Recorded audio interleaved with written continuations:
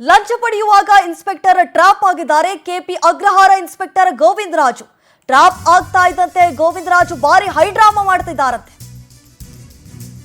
ಲೋಕಾಯುಕ್ತರು ಹಿಡಿತಾ ಇದ್ದಂತೆ ಕೂಗಾಡಿ ಚೀರಾಡಿ ತಪ್ಪಿಸಿಕೊಳ್ಬೇಕು ಅನ್ನುವಂತಹ ಪ್ರಯತ್ನಕ್ಕೆ ಮುಂದಾಗಿದ್ದಾರೆ. ನಾನು ಯಾವುದೇ ರೀತಿಯಾದಂತಹ ತಪ್ಪನ್ನ ಎಸಗಿಲ್ಲ, ನನ್ನ ಬಿಟ್ಟುಬಿಡಿ ಅಂತ ಹೇಳಿ ಬೇಡ್ಕೊಳ್ತಿದ್ದಾರಂತೆ. ಗೋವಿಂದರಾಜು ಹೈಡ್ರಾಮಾ ದೃಶ್ಯ ಈಗ ಪವರ್ ಟಿವಿಗೆ ಲಭ್ಯವಾಗಿರುವಂತದ್ದು. ಯಾವಾಗ ಲೋಕಾಯುಕ್ತ ಅಧಿಕಾರಿಗಳ ಕೈಗೆ ರೆಡ್ ಹ್ಯಾಂಡ್ ಆಗಿ ಸಿಕ್ಕಿಬಿದ್ರು ನೋಡಿ, ಆಗ ತಮ್ಮದೆಲ್ಲ ಡ್ರಾಮಾವನ್ನ ಮಾಡೋದಕ್ಕೆ ಶುರು ಮಾಡಿದ್ದಾರೆ. ಕೂಗಾಟ ಚೀರಾಟ ಕೇಳಬಾರ್ದು.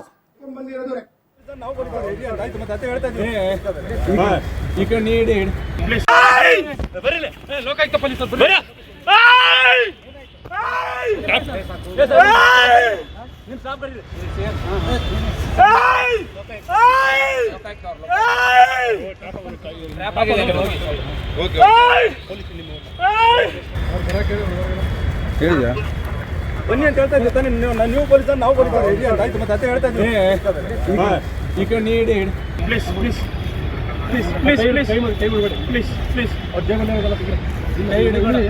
Please please please please please please please please ಬರಲಿ ಲೋಕಾಯುಕ್ತ ಪೊಲೀಸ್ ಬರ್ರಿ ನಿಮ್ ಸಾಬ್ ಬರ್ರಿ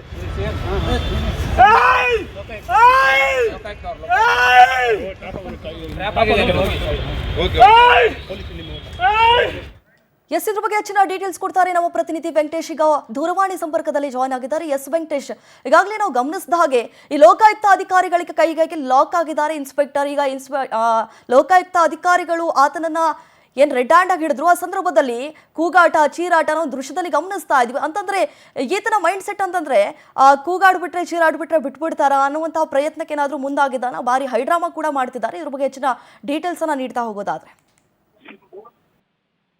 ದೀಪಾ, ಏನಂತ ಹೇಳಿದ್ರೆ ವ್ಯಕ್ತಿಯವರವರಿಂದ ಕೂಡ ಒಂದು ಕೇಸ್ಗೆ ಸಂಬಂಧಪಟ್ಟಂತೆ 5 ಲಕ್ಷ ರೂಪಾಯಿ ಹಣಕ್ಕೆ ಡಿಮ್ಯಾಂಡ್ ಮಾಡಿರ್ತಾರೆ. ಅದರಲ್ಲಿ ಮೊದಲವಾಗಿ 1 ಲಕ್ಷ ರೂಪಾಯಿ ಹಣವನ್ನು ಕೂಡ ತೆಗೆದುಕೊಂಡಿರ್ತಾರೆ. ಅದಾದ ಬಳಿಕ ಮತ್ತೆ ಹಣಕ್ಕೆ ಡಿಮ್ಯಾಂಡ್ ಮಾಡ್ತಾರೆ. ಆಗ ವಿಧಿ ಇಲ್ಲದೆ ಅವರು ಲೋಕಾಯುಕ್ತ ಪೊಲೀಸ್ ಅಧಿಕಾರಿಗಳ ಒಂದು ಮೊರೆ ಹೋಗ್ತಾರೆ. ಆ ಸಂದರ್ಭದಲ್ಲಿ ಹಣವನ್ನು ಕೊಡ್ತಿದೆ ಅಂತ ಹೇಳಿ ಅವ್ರಿಗೆ CR ಗ್ರೌಂಡ್ ಹತ್ರ ಕರ್ಸ್ಕೊಡ್ತಾರೆ. ಆಗ ಅವರು ಬಂದಂತ ವೇಳೆಯಲ್ಲಿ ಆ ಕವರ್ ನಲ್ಲಿ ಹಣವನ್ನು ಕೂಡ ತೆಗೆದುಕೊಂಡು ಬರ್ತಾರೆ. ಲೋಕಾಯುಕ್ತ ಅಧಿಕಾರಿಗಳು ಕೂಡ ಎಲ್ಲವನ್ನು ವಾಚ್ ಮಾಡ್ತಿರ್ತಾರೆ. ಯಾವಾಗ 4 ಲಕ್ಷ ರೂಪಾಯಿ ಹಣದ ಕವರ್ ಅನ್ನು ಅವ್ರ ಕೈಗೆ ಕೊಡ್ತಾರೆ, ಆ ತಕ್ಷಣ ಆಗ ಅಧಿಕಾರಿಗಳು ಕೂಡ ಹೋಗಿ ಟ್ರ್ಯಾಪ್ ಅನ್ನ ಮಾಡ್ತಾರೆ. ಆ ಸಂದರ್ಭದಲ್ಲಿ ಅವರು ಕೂಡ ಹಾರಾಟವನ್ನು ಮಾಡ್ತಾರೆ, ಚೀರಾಟವನ್ನು ಮಾಡ್ತಾರೆ.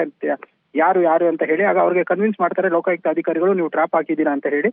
ಆದ್ರೂ ಕೂಡ ಅವರು ಮತ್ತೆ ಚೀರಾಟ ಮಾಡುವಂಥದ್ದು, ಕೂಗಾಟ ಮಾಡುವಂಥದ್ದನ್ನು ನಿರಂತರವಾಗಿ ಮಾಡ್ತಾನೆ ಇರ್ತಾರೆ. ಆಗ ಪೊಲೀಸರಿಗೆ ವಿಧಿ ಇಲ್ಲದೆ ಅವ್ರನ್ನ ಮತ್ತೆ ಲಾಕ್ ಮಾಡ್ತಾರೆ. ಅಂದ್ರೆ ಒಬ್ಬ ಕಳ್ಳ ಇಷ್ಟು ದಿನಗಳ ಕಾಲ ಒಬ್ಬ ವಿವಿಧ ಕ್ರಿಮಿನಲ್ ಕೇಸ್ಗಳಲ್ಲಿ ಭಾಗಿಯಾಗಿದ್ದಂತ ಆರೋಪಿಗಳನ್ನ ಲಾಕ್ ಮಾಡ್ತಾ ಇದ್ದಂತಹ ಅವರು ಕೂಡ ಅದೇ ಒಂದು ಸ್ಟೈಲ್ ಅಲ್ಲಿ ಅವರು ಲೋಕಾಯುಕ್ತ ಅಧಿಕಾರಿಗಳು ಕೂಡ ಅವ್ರನ್ನ ಲಾಕ್ ಮಾಡಿರ್ತಾರೆ. ಅಂದ್ರೆ ವೆಪನ್ ಅನ್ನ ತೆಗೆದುಕೊಳ್ಳಿ ಅಂತ ಹೇಳಿ.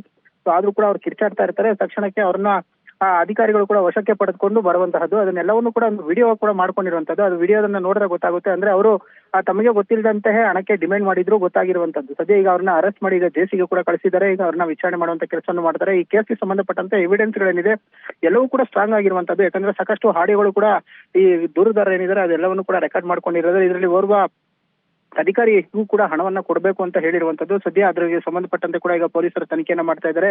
ಹಣವನ್ನ ತೆಗೆದುಕೊಳ್ಳುವಂತಹ ಸಂದರ್ಭದಲ್ಲಿ ಆ ಒಂದು ನೋಟಿನ ಮೇಲೆ ಇವರ ಫಿಂಗರ್ ಪ್ರಿಂಟ್ ಕೂಡ ಇರುವಂತದ್ದು ದೃಢಪಟ್ಟಿರುವಂತದ್ದು. ಸದ್ಯ ಈಗ ಜೆಸಿಯಲ್ಲಿದ್ದಾರೆ. ಅದಾದ ಬಳಿಕ ಈಗ ತನಿಖೆಯನ್ನು ಕೂಡ ಮುಂದುವರಿಸ್ತಾ ಹೋಗುವಂತದ್ದು. ಹೀಗೆ ತಾನು ಸಿಕ್ಕಿಬಿದ್ದಂತಹ ವೇಳೆಯಲ್ಲಿ ಡೈವರ್ಟ್ ಮಾಡುವಂತಹ ಉದ್ದೇಶದಿಂದಾಗಿ ಈ ರೀತಿಯಾಗಿ ಕಿರ್ಚಾಡುವಂತ ಮಾಡಿರುವಂತದ್ದು. ಸದ್ಯ ಈಗ ಪೊಲೀಸರು ಕೂಡ ಈಗ ಏನು ಒಂದು ಕಳ್ಳರನ್ನ ಹಿಡಿಬೇಕಾದಂತ ಪೊಲೀಸರೇ ಈಗ ಭ್ರಷ್ಟಾಚಾರವನ್ನ ಮಾಡಿ ಈಗ ತಗಲಾಕೊಂಡಿರುವಂತಹದ್ದು. ದೀಪಾ, ಎಸ್ ವೆಂಕಟೇಶ್, ಈಗಾಗಲೇ ಒಂದು ಪ್ರಕರಣದಲ್ಲಿ ಯಾರೆಲ್ಲ ಇನ್ವಾಲ್ವ್ ಆಗಿದ್ದಾರೆ, ಮತ್ತೆ ಈ ಪ್ರಕರಣ ಮುಂದೆ ಯಾವ ತೀರ್ಪನ್ನ ಪಡೆದುಕೊಳ್ಬಹುದು, ಯಾವ ರೀತಿ ತನಿಖೆ ಸಾಗುತ್ತೆ ಅಂತ ಅದ್ರ ಬಗ್ಗೆ ಹೇಳ್ತಾ ಹೋಗೋದಾದ್ರೆ ದೀಪಾ, ಈ ಘಟನೆಗೆ ಸಂಬಂಧಪಟ್ಟಂತೆ ಈಗ ಏನೋ ಒಂದು ಕೇಸ್ ದಾಖಲಾಗಿದೆ. ಅದರಲ್ಲಿ ಆಗಿರುವಂತದ್ದು ಈಗ ಗೋವಿಂದರಾಜ್ ಅವರು ಕೆಪಿ ಅಗ್ರಹಾರ ಪೊಲೀಸ್ ಠಾಣೆಯ ಇನ್ಸ್ಪೆಕ್ಟರ್ ಆಗಿರುವಂತದ್ದು. ಈ ಹಿಂದೆ ಕೂಡ 2-3 ಕೇಸ್ಗಳಲ್ಲಿ ಇದೇ ರೀತಿಯಾಗಿ ಒಂದು ಸೆಟಲ್ಮೆಂಟ್ ಅನ್ನು ಕೂಡ ಮಾಡ್ಕೊಂಡಿದ್ದಾರೆ. ಅದನ್ನೇ ಮುಂದಿಟ್ಕೊಂಡು ಅವರು ಹಣಕ್ಕೂ ಕೂಡ ಡಿಮ್ಯಾಂಡ್ ಮಾಡಿದ್ದಾರೆ. ಯಾವಾಗ ಇವರು ಹಣವನ್ನ ತೆಗೆದುಕೊಂಡು ಇದನ್ನೇ ಒಂದು ವೃತ್ತಿಯನ್ನ ಮಾಡ್ಕೊಂಡಿದ್ರು, ಆಗ ಇವರು ವಿಧಿ ಇಲ್ಲದೆ ಲೋಕಾಯುಕ್ತ ಅಧಿಕಾರಿಗಳ ಮೊರೆ ಹೋಗಿರುವಂತದ್ದು. ಸದ್ಯ ಘಟನೆಗೆ ಸಂಬಂಧಪಟ್ಟಂತೆ ಸಾಕ್ಷಿಗಳನ್ನ ಕಲೆ ಹಾಕುವಂತ ಕೆಲಸಕ್ಕೂ ಕೂಡ ಮಾಡ್ತಾ ಇದ್ದಾರೆ. ಅಂದ್ರೆ ಅವರು ಆಡಿಯೋವನ್ನು ಕೂಡ ಈಗ ಪ್ರೊವೈಡ್ ಮಾಡಿದ್ದಾರೆ. ಆ ಆಡಿಯೋದಲ್ಲೂ ಮತ್ತು ಇವರ ಒಂದು ಧ್ವನಿಯನ್ನು ಪಡೆದುಕೊಂಡು ಒಂದು FSL ವರದಿಗೆ ಕಳಿಸ್ತಾರೆ. ಎರಡನ್ನೂ ಕೂಡ ಮ್ಯಾಚ್ ಮಾಡುವಂತಹ ಕೆಲಸಕ್ಕೆ ಮುಂದಾಗ್ತಾರೆ.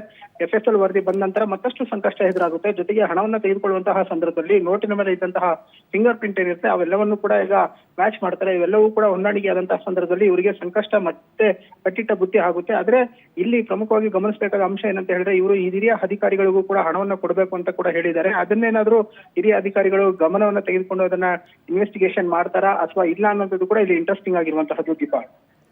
ಓಕೆ ವೆಂಕಟೇಶ್, ಮತ್ತೆ ಹೋಲ್ಡ್ ಅಲ್ಲಿ ಹಾಗೆ ನಾವು ಮತ್ತೆ ಮಾಹಿತಿಯನ್ನು ಪಡೆದುಕೊಳ್ಳೋಣ. Please please please please please please please ಬರೀಲೆ ಲೋಕಾಯುಕ್ತ ಪೊಲೀಸರು ಬರೀ ನಿಮ್ ಸಾಬ್ ಬರೀ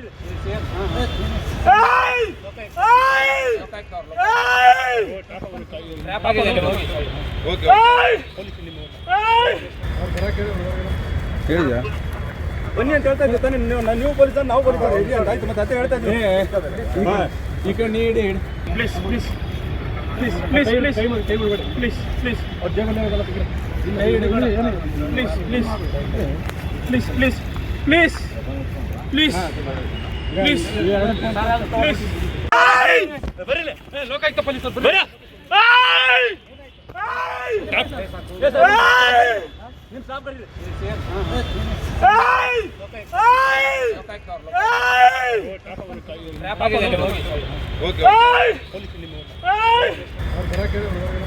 ಹೇಳಿದ್ಯಾ?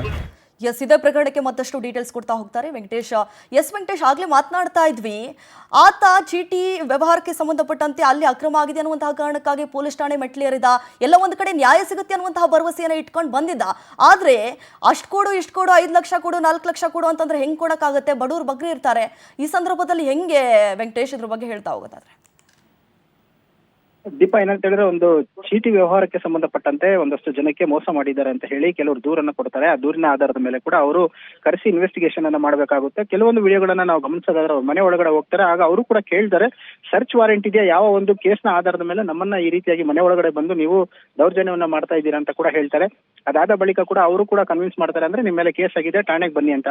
ಅವರು ಕೂಡ ಹೇಳ್ತಾರೆ ನಾವು ಠಾಣೆಗೆ ಬರ್ತೀವಿ ಮಾತಾಡ್ತೀವಿ ಅಂತ ಹೇಳಿ ಅವ್ರನ್ನ ಠಾಣೆಗೆ ಬಲವಂತಾಗಿ ಕರ್ಕೊಂಡು ಹೋದ ನಂತರ ವಿಚಾರಣೆ ಮಾಡ್ತಾರೆ. ವಿಚಾರಣೆಯ ಸಂದರ್ಭದಲ್ಲಿ 3-4 ಜನರ ಹೆಸರು ಬರುತ್ತೆ. ಆಗ ಅವರನ್ನು ಕೂಡ ಕರೆಸಿ ಈ ಕೇಸ್ಗೆ ಸಂಬಂಧಪಟ್ಟಂತೆ ನೀವು ಸೆಟಲ್ಮೆಂಟ್ ಮಾಡ್ಕೊಂಡ್ರೆ ನಿಮ್ಗೆ ಯಾವುದೇ ರೀತಿಯಾದ ತೊಂದರೆ ಆಗಲ್ಲ, ಇಲ್ಲ ಅಂದ್ರೆ ನಿಮ್ಮನ್ನ ಜೈಲಿಗೆ ಹಾಕ್ತೀನಿ ಅಂತ ಕೂಡ ಹೆದರಿಸ್ತಾರೆ. ಆಗ ಹಣಕ್ಕೆ ಡಿಮ್ಯಾಂಡ್ ಮಾಡ್ತಾರೆ. ಆಗ 1 ಲಕ್ಷ ರೂಪಾಯಿ ಹಣವನ್ನು ಕೂಡ ತೆಗೆದುಕೊಳ್ತಾರೆ. ಅಂದ್ರೆ ಆರೋಪಿಗಳೇನಿದ್ದಾರೆ ಅವರು ಕೂಡ ಚೀಟಿ ವ್ಯವಹಾರದಲ್ಲಿ ಜನರಿಗೆ ಮೋಸವನ್ನ ಮಾಡಿರ್ತಾರೆ. ಆದ್ರೆ ಕಾನೂನು ಪ್ರಕಾರ ಇವರು ಕ್ರಮವನ್ನ ತೆಗೆದುಕೊಳ್ಬೇಕಾಗಿತ್ತು. ಅದೇನಾದ್ರು ತಪ್ಪು ಮಾಡಿದ್ದೆ ಆದ್ರೆ ಅವ್ರನ್ನ ಜೈಲಿಗೂ ಕೂಡ ಕಳಿಸ್ಬೇಕಾಗಿತ್ತು. ಅದನ್ನ ಬಿಟ್ಟು ತಪ್ಪು ಮಾಡಿರೋರ್ನ ಮತ್ತೊಮ್ಮೆ ಇವ್ರನ್ನ ಕರ್ಕೊಂಡ್ಬಂದು ಸೆಟಲ್ಮೆಂಟ್ ಮಾಡ್ತೀನಿ ಅಂತ ಹೇಳಿ ಹಣವನ್ನ ತೆಗೆದುಕೊಳ್ಳೋದ್ರ ಮೂಲಕವಾಗಿ ನಿಜವಾಗ್ಲೂ ಯಾರು ಮೋಸ ಹೋಗಿದ್ದಾರೆ ಅಂತವರಿಗೂ ಕೂಡ ಇವರು ಮೋಸವನ್ನೇ ಮಾಡ್ತಾ ಇರುವಂತಹದ್ದು ಪೊಲೀಸರು ಕೂಡ. ಆ ಹಿನ್ನೆಲೆಯಲ್ಲಿ ಈಗ ಲೋಕಾಯುಕ್ತ ಅಧಿಕಾರಿಗಳು ಕೂಡ ಟ್ರ್ಯಾಪ್ ಮಾಡಿರುವಂತದ್ದು.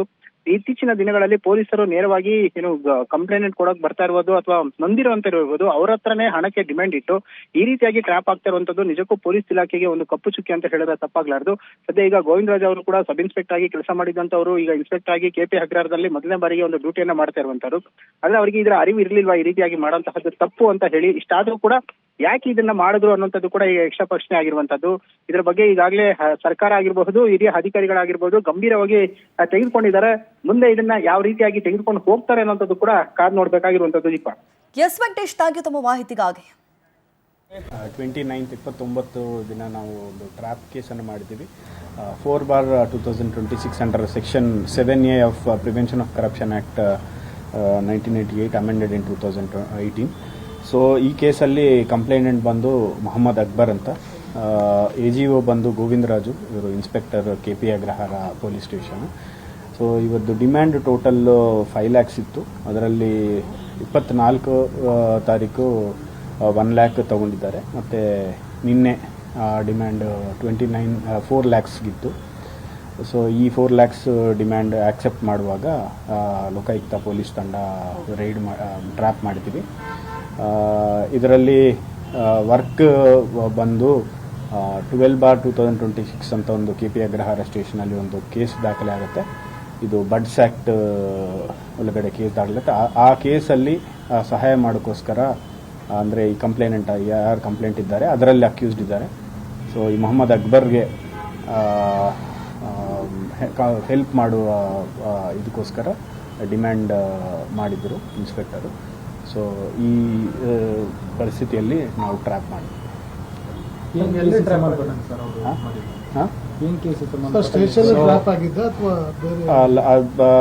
ಇದು 4:30ಗೆ ಸಾಯಂಕಾಲ ಚಾಮರಾಜಪೇಟೆ ನಮ್ಮ CR ಗ್ರೌಂಡ್ ಹತ್ತಿರ ಈ ಟ್ರ್ಯಾಪ್ ಆಗುತ್ತೆ. ಸೊ ಇದರಲ್ಲಿ ಬೇಸಿಕಲಿ ಒಂದು ಈ ಕಂಪ್ಲೇನೆಂಟ್ ಯಾರಿದ್ದಾರೆ ಮೊಹಮ್ಮದ್ ಅಕ್ಬರ್ ಮತ್ತು ಇವರ ಫ್ರೆಂಡ್ಸು 3-4 ಜನ ಮೇಲೆ 3 ಕೇಸ್ಗಳು ದಾಖಲಾಗತ್ತೆ ಬಡ್ಸ್ ಆ್ಯಕ್ಟ್ ಒಳಗಡೆ. ಸೊ ಈ ಕೇಸ್ ಸಂಬಂಧಪಟ್ಟಂತೆ ಇದರಲ್ಲಿ ಅವರಿಗೆ ಹೆಲ್ಪ್ ಮಾಡುವ ಇದರಲ್ಲಿ ಈ ದುಡ್ಡು ಡಿಮ್ಯಾಂಡ್ ಮಾಡ್ತಾರೆ. ಸರ್ ಅವ್ರ ಮನೆಗೆಲ್ಲ ಹೋಗಿ ಕಿರುಕುಳ ಕೊಟ್ಟು ಅದೆಲ್ಲ ವಿಡಿಯೋ ಮಾಡಿದ್ರು ಸರ್. ಅದು I think law and order ಪೊಲೀಸರು ಅವರು ಹೇಳ್ತಾರೆ. ನಮ್ಮದು ಓನ್ಲಿ ಟ್ರ್ಯಾಪ್ ಸಂಬಂಧಪಟ್ಟಾಗಿರೋದ್ರಿಂದ ನಾವು ಆ ಟ್ರ್ಯಾಪ್ ಕಂಪ್ಲೇನೆಂಟ್ ಬಂದು ನಮಗೆ ಡಿಮ್ಯಾಂಡ್ ಇತ್ತು, ಅದು ಆ ಪರಿಸ್ಥಿತಿಯಲ್ಲಿ ನಾವು ಟ್ರ್ಯಾಪ್ ಮಾಡಿದ್ದೀವಿ. ಬೇರೆ ವಿಷಯಗಳು ಐ ಥಿಂಕ್ ನಾವು ಸ್ವಲ್ಪ ನೀವು ಲಾ ಆ್ಯಂಡ್ ಆರ್ಡರ್ ಪೊಲೀಸರು ನೋಡಿ ಕೇಳಿದರೆ ಆನ್ಸರ್ ಮಾಡ್ತೀನಿ. 29 ಲೋಕಾಯುಕ್ತ ಪೊಲೀಸರು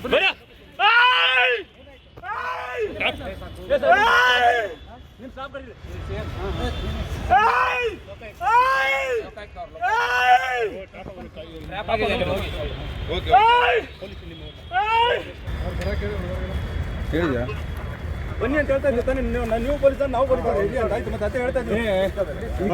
ಈ ಕಡೆ ನೀಡಿ please please please please please please please ಅವ್ರ ಜಗಲ್ಲ please please please please please please please please ಬರಲಿ ಲೋಕಾಯುಕ್ತ ಪೊಲೀಸರು ಬರ ನಿಮ್ಮ ಸಾಬ್ ಬರ್ರಿ